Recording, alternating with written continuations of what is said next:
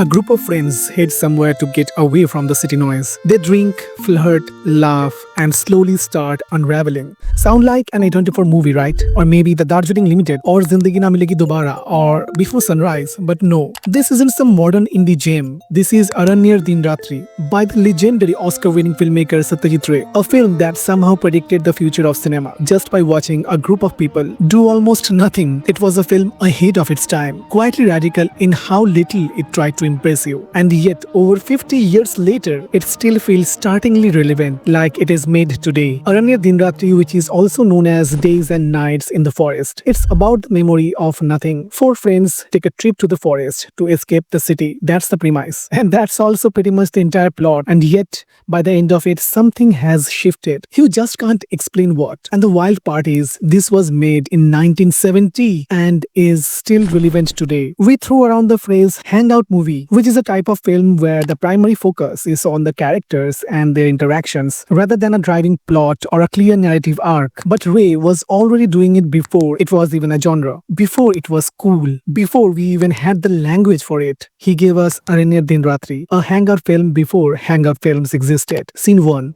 The opening journey and arrival at the forest bungalow. The film starts with a road trip of four friends, Ashim, Sanjay, Hari, Shekhar. And right away you can tell these guys think they are on vacation from the real world into the forest. The car ride is loud, full of jokes and self-satisfied laughs. There's this swagger to it, a bit too much confidence in how casually they occupy space. And when they reach the forest bungalow, it doesn't feel like arrival, it feels like intrusion. Like the city didn't leave them, it just packed itself into their trunks. Their slightly arrogant demeanor upon arriving at the forest rest house immediately set the tone for their urban detachment from nature and local life. It subtly hints at their privilege and how out of touch they are. As the friends enter the forest, they feel an initial rush of excitement and liberation, free from the city norms and responsibilities. But their playful arrogance soon clashes with the unfamiliar environment, hinting that the forest, while inviting, will quietly challenge their comfort zones. It may be getting drunk in the local shop or getting involved with tribals in the village, and I'm coming to this later. Scene 2.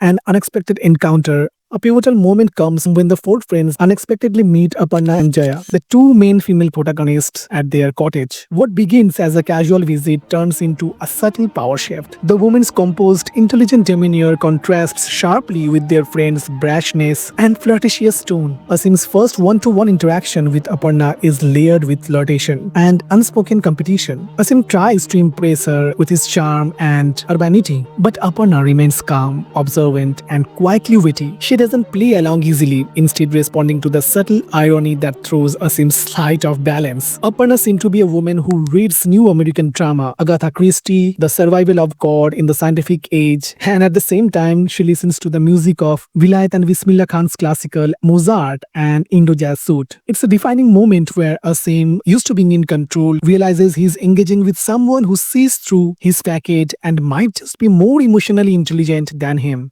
Scene 3. Memory Game. In the movie, there's a unique memory game that sneaks up on you. Well, it is a game where each player needs to memorize all previously mentioned names in order and then add a new one to the list, testing memory and focus. It starts like a party trick, light, playful, slightly competitive. Everyone's laughing, showing off, taking turns rattling off famous names. And then, without warning, it shifts. Aparna plays too. She remembers every name. The men start to fumbling. Confidence cracks. Ego shrinks. It's not just a game anymore, it's exposure. The camera in this scene moves like it's the part of the circle. It's like Ray did the camera whip pan movement from one face to another, almost like it's trying to keep up. In modern times, Wes Anderson also does it in his films like The Darjeeling Limited, where the tension rises, the camera keeps moving, matching the pace of the moment, mirroring the rising stakes, but it never breaks the moment. Aparna intentionally accepts defeat to disarm Asim's ego. বোধহয় পারবো না সে কি রে না out অসীম বাবুরে জি। Asim realizes she's not just clever, but emotionally intelligent, someone who chooses grace over competition. Apart from this, I love few scenes where the movie provides comic relief to the audience. Scene 4, comic relief. So there's the scene where the four guys are bathing in a local well, half naked, laughing, completely in their element. And then a car pulls up, and within the car, Aparna and Jaya were there. And just like that, the tone shifts. Their boisterous confidence evaporates. What left is awkwardness and embarrassment. Or the scene where the friends get heavily drunk at night, lose their inhibitions, and start dancing wildly in front of Aparna and Jaya's car. And these two scenes on the surface provide humor as a form of comic relief. It is layered. It exposes their emotional immaturity, insecurity, and the fragility behind their bravado. They suddenly look like overgrown boys. Scene 5, Ashim and Aparna's walks and conversations. The walking scene between Ashim and Aparna took me off. It's similar to the scene probably you have seen in the movies like Zindagi Na Milegi Dobara or Before Sunrise. Quite slow and careful. But here, the forest walks are full of pauses, half thoughts, and the slow hum of connection. They don't flirt in their usual way, just honest banter, little truths, soft disagreements. Aparna is calm and collected. Ashim tries to impress, but not too much. And the balance, the push and pull, it works. What makes these scenes hit is how understated they are. Ray doesn't force it. He lets the audience walk with themselves and think. You feel the chemistry not in what they say, but in how much they are holding back. Scene 5, the guy's interaction with the tribals. The movie also nicely portrays where privilege meets reality,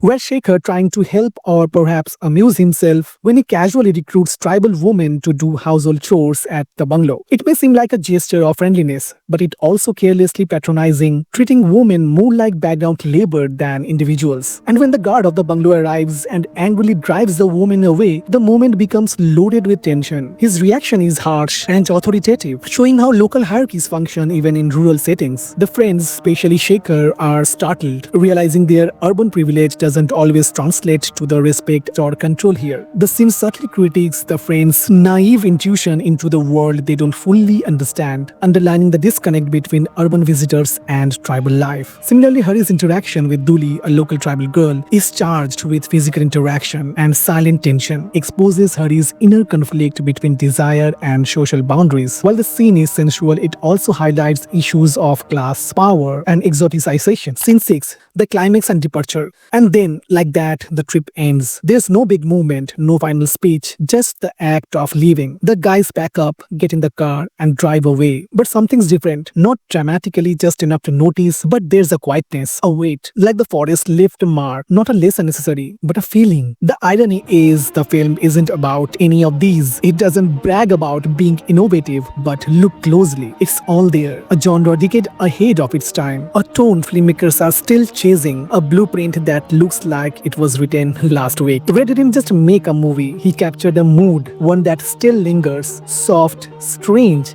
and kind of beautiful. Like a trip you can't fully explain. Like a conversation you keep thinking about. Like a memory that never asked to be remembered.